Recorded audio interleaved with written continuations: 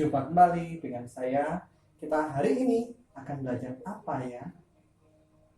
Kita akan belajar tentang hukum Newton. Oke, di pertemuan kali ini kita akan kedatangan tamu spesial. Siapa dia? Cara.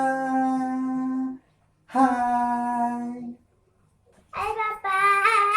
Sudah siap kita belajar? Apa ya? Ayo, ayo. Ayo. Sebelum kita belajar hari ini, kita akan menyaksikan video berikut ini. Oke?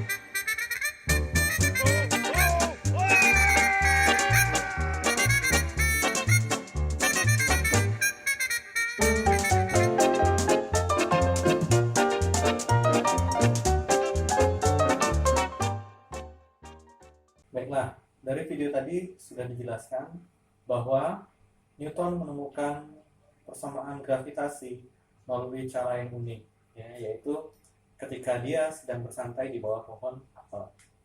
Pada dasarnya, massa dan berat itu berbeda. Massa itu adalah suatu benda, ya, massa suatu benda itu adalah ukuran kelembaban pada benda tersebut. Satuan massa itu adalah kilogram. Sedangkan berat itu adalah gaya gravitasional yang dilakukan oleh bumi pada benda. Ya.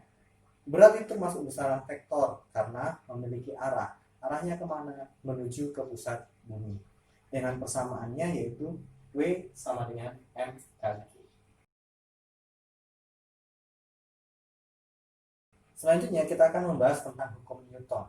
Hukum Newton itu ada 3. Ya, hukum pertama, hukum kedua, dan hukum ketiga Newton.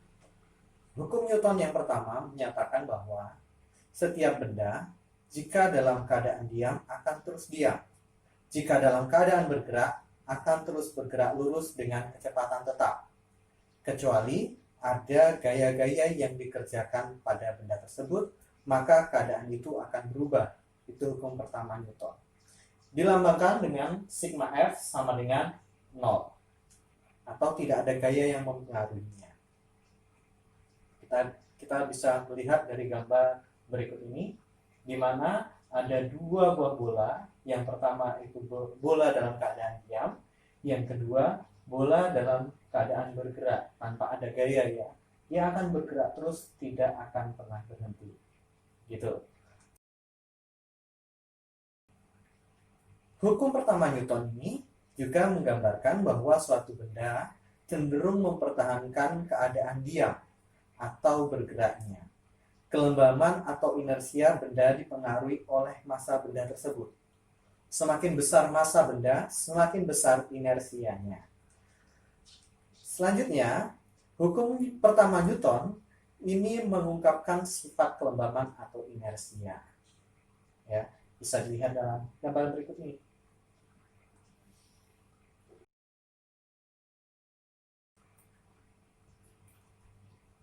Hukum kedua Newton.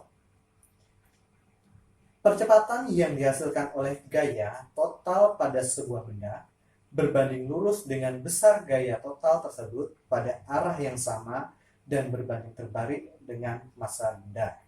Itu bunyi hukum kedua Newton, di mana dilambangkan sigma F sama dengan M kali A, dengan M adalah massa dan A adalah percepatan gravitasi. Bisa juga percepatan suatu benda, ya.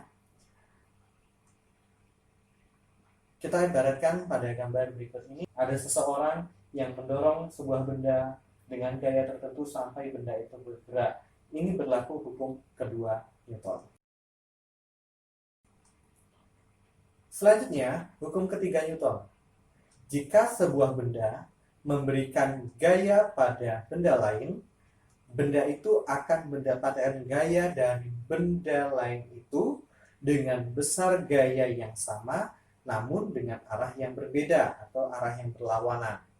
Kita ibaratkan seperti timbangan, ada dua buah timbangan, timbangan pertama dan timbangan kedua.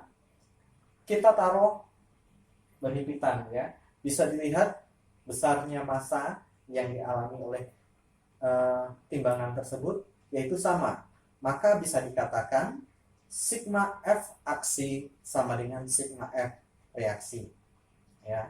Atau sebagai contoh, ketika kalian mendorong sebuah lemari atau sebuah meja, tetapi meja itu tidak bergerak, maka kalian akan mendapatkan gaya reaksi dari benda yang kalian dorong itu, ya. Itu yang dimaksud dengan gaya aksi reaksi di hukum ketiga Newton.